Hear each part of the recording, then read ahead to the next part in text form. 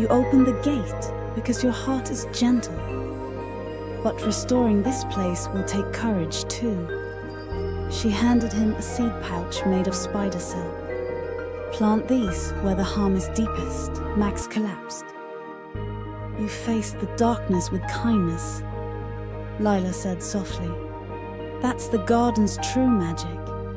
The whispering hedge, 10-year-old Max Bennett, had always been a quiet boy, more at home among trees than people. When his family moved to the sleepy village of Greenwood, he spent his days exploring the woods behind their cottage. One afternoon, while chasing a butterfly with shimmering blue wings, he stumbled upon a crumbling stone wall overgrown with ivy. A faint melody seemed to hum from the other side. Curious, Max pushed aside the vines and discovered a rusty iron gate, its lock shaped like a twisting vine. To his surprise, it clicked open at his touch. Beyond it lay a garden, but not just any garden. Sunlight filtered through emerald leaves, painting the air gold. Flowers glowed like lanterns, and a tree with silver bark stood at the center, its branches heavy with crystalline fruit. Yet, the garden was sickly. Wilted petals littered the ground. A stream ran murky, and the silver tree's leaves were brittle. "Hello, little one," a voice chimed. Max turned to see a woman in a patched apron, her hair woven with vines and her eyes as green as new leaves. She held a watering can that shimmered like starlight. "I'm Lila, the gardener.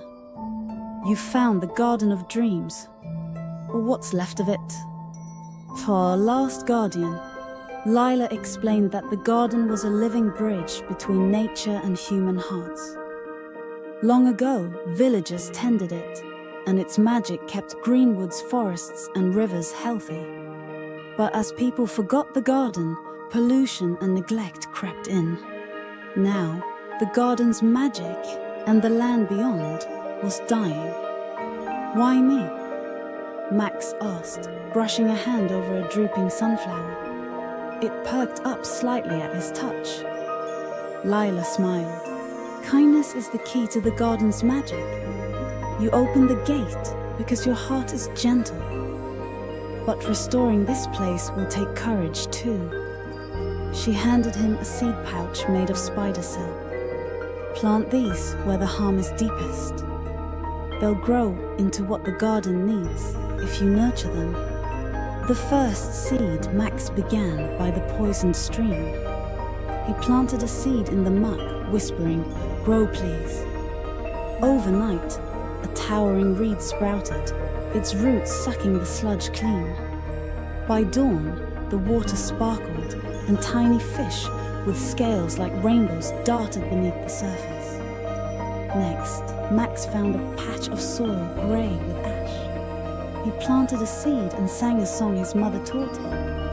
A tree erupted, its branches heavy with air-purifying moss.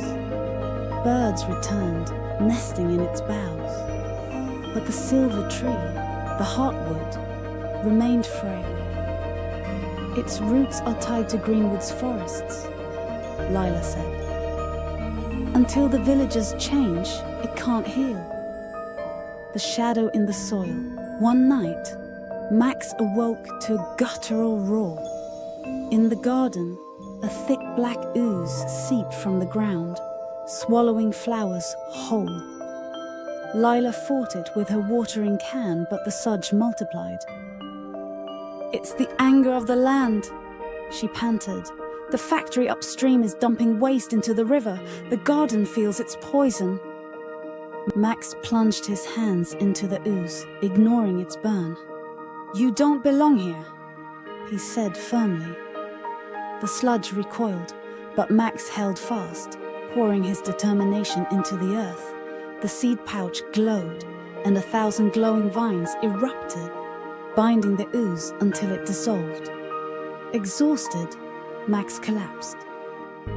"You faced the darkness with kindness," Lila said softly. That's the garden's true magic. The ripple word spread in the Greenwood about the boy who talked to plants. Children followed Max into the garden, planting seeds and learning its secrets. Together, they convinced the town council to shut down the factory. Families volunteered to clean the riverbanks, and the heartwood's leaves turned glossy and strong. On the final day, the garden threw a celebration. Fireflies danced in patterns, and the heartwood bore one luminous fruit. Lila placed it in Max's hands. Plant this where hope is needed most. The grove of tomorrow, Max chose the abandoned lot near his school. The fruit burst into a sapling that grew into a mighty tree overnight, its branches offering shade, fruit, and a home for creatures. A plaque read, "For every seed of kindness, a forest jeweled grows." Years later, Max became a botanist, teaching others the garden's lessons. Lila's voice still whispered in the wind. The magic was never in the soil, but in you. If you like the video and want to see more videos, subscribe to our channel and hit the bell icon.